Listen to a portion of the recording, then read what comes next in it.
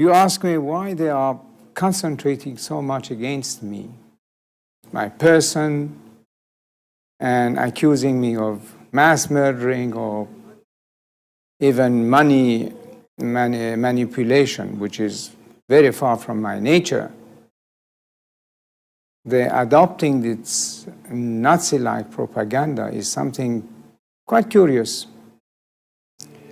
It comes in the picture that the man there now, you see, he doesn't want to hear about the history of our country one day before he came back to Tehran a year ago and took over. He says the history of the country does not exist. There has not been a single good king in the history of Iran. So he thinks that the history of Iran starts with him on whatever it was, February of 1979.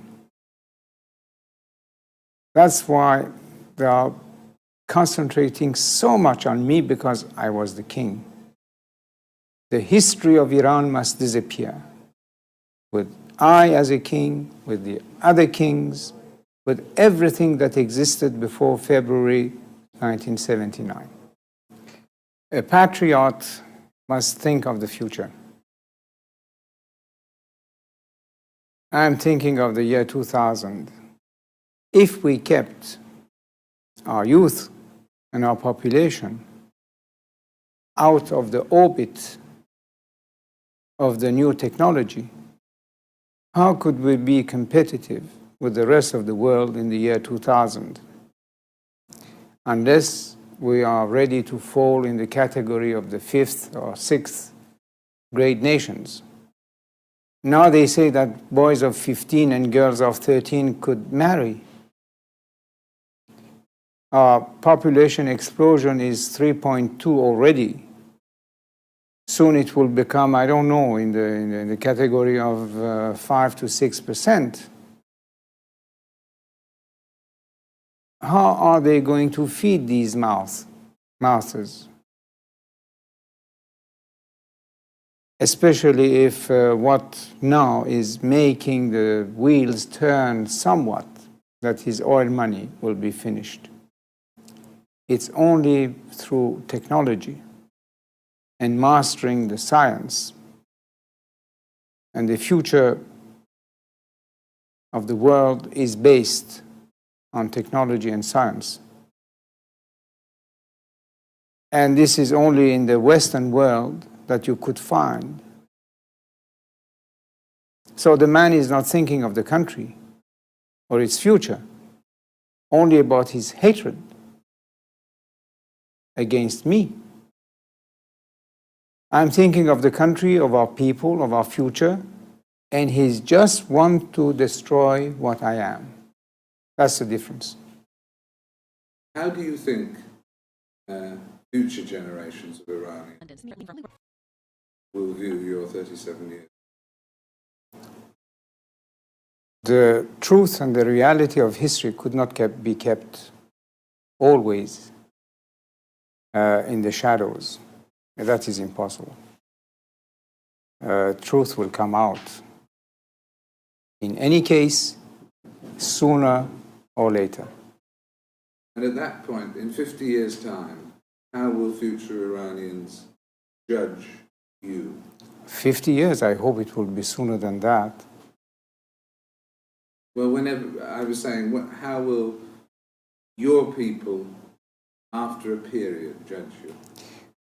Well, if they read history, they will see what it was before my father, what it was when I took over, and what it was when I left. Do you feel that your people let you down, or that you let your people down? First of all, when we say the people, we cannot talk about all the people. That's absolutely not true.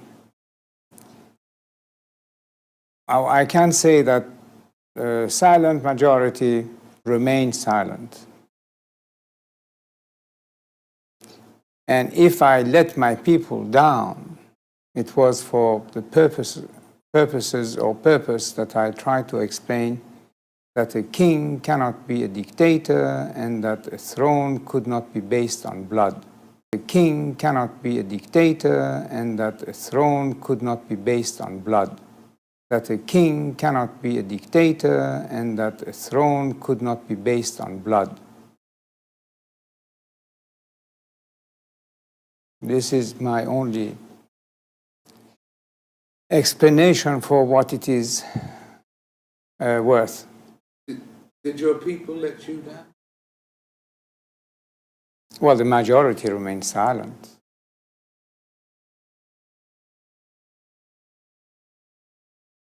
Is the worst thing about being here, thinking of your hand? Well, here or anywhere outside my country is the same. The question is that you cannot stop thinking about your own country.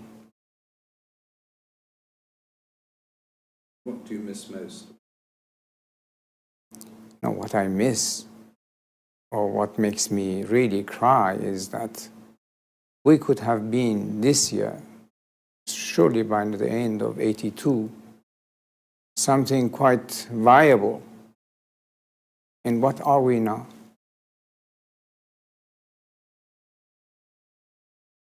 What has it served? The religion? Democracy? Human rights? The rule of the people?